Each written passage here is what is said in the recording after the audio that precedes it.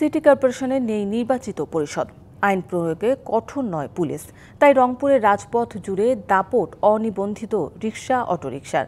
একে তো সংকুচিত সড়ক, তার উপর দুদিকেই অবৈধ দখলদারদের দৌরাত্ম্য, এর সাথে যুক্ত হয়েছে অনিয়ন্ত্রিত যানজট। সব মিলিয়ে ঈদ কেনাকাটায় বাড়তি ভিড়ে ভোগান্তিতে নগরবাসী।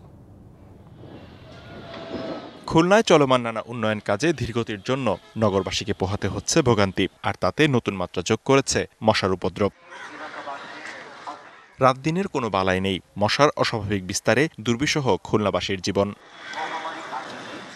নগরবাসীর অভিযোগ, ডোবা, নালা, ড্রেন, খাল, পুকুর থেকে শুরু করে বাড়ির আশপাশের ঝোপঝাড়ে রয়েছে মশার লার্ভা, যা পরিষ্কার না করায় প্রতিনিয়ত বাড়ছে মশার বংশবিস্তার। 3.5 বছর 4 বছরের শিশু যখন আমাকে বলে, স্যার আমি ছবি আঁকতে পারছি না, আমাকে মশায় কামড়াচ্ছে, না পেরে কয়েল জ্বালিয়ে দিই, তারপরে তো আবার কাশি শুরু হয়। সকালে বিকালে দিনে সর্বক্ষণ মশার দ্বারা আক্রান্ত হচ্ছি। মশা নিধন করার জন্য যে ওষুধটা দেওয়ার প্রয়োজন, সে ওষুধটা দেওয়া হচ্ছে না। মশার যন্ত্রণা থেকে বাঁচতে মশারি মিছিল ও সমাবেশ করছে নাগরিক সমাজ। সিটি কর্পোরেশনের দায়িত্ব ওষুধ ছিটানো, ওষুধ যা ছিটানো হচ্ছে তা ভেজাল ওষুধ।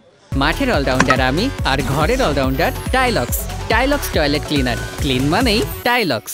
এবং যারা ওষুধ ছিটানোর দায়িত্বে আছেন সেই মানুষগুলো আসলে সঠিকভাবে দায়িত্ব পালন করেন কিনা, মনিটরিংয়ের সঠিক ব্যবস্থা আছে বলে আমাদের কাছে মনে হয় না। তবে মশা নিধন কার্যক্রম আরও জোরদার করার কথা বলছেন খুলনা সিটি কর্পোরেশনের প্রশাসক। জনগণের কাঙ্ক্ষিত মাত্রায় যে সফলতা পাচ্ছি তা নয়, বাট আমরা আগের চেয়ে ভালো পাচ্ছি। বিশেষ করে বেশ কয়েকটা আবাসিক এলাকার থেকেও আমাকে বলেছে যে স্যার আগের চেয়ে আমরা ভালো ফলাফল পাচ্ছি, বাট এটা আরেকটু বেশি বাড়ানো দরকার। মশার উপদ্রব নিয়ন্ত্রণে প্রয়োজনীয় পদক্ষেপ নেবে কর্তৃপক্ষ, এমন প্রত্যাশা নগরবাসীর। DBC news desk.